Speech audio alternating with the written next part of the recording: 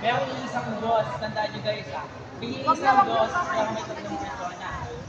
Yung tatlong persona na yun ay Diyos Ama, Diyos Anak, at Diyos Espiritu Santo.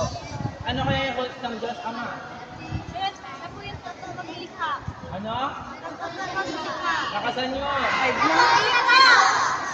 Ayun, Okay, yung Diyos Ama guys, Invitation na lang din. siya. Yung Diyos Anak naman tagapag. Ano? Makinig ka dyan. Dito makinig. Yung pangalan ng Ate. Okay. Akin na nga yung bag mo. Iniwan mo. Tagapag. Yung Diyos yung sinutusan ko, ano kaya? Tagapag. Ano yung Diyos Espiritu Santo? Okay. So, yung Diyos Ama,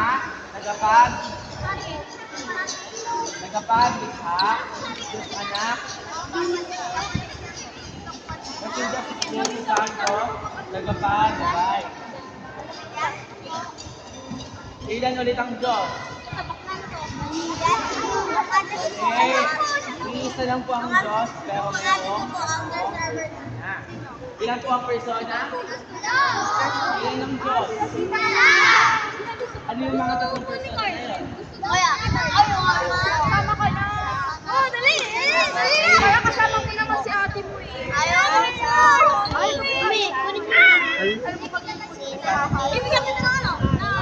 Dalawa Pero mga din ang cellphone.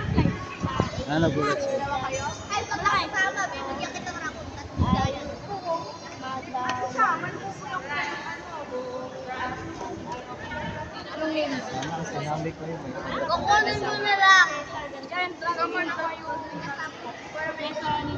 Ba't wala dito? Ikaw ayaw. Thank you.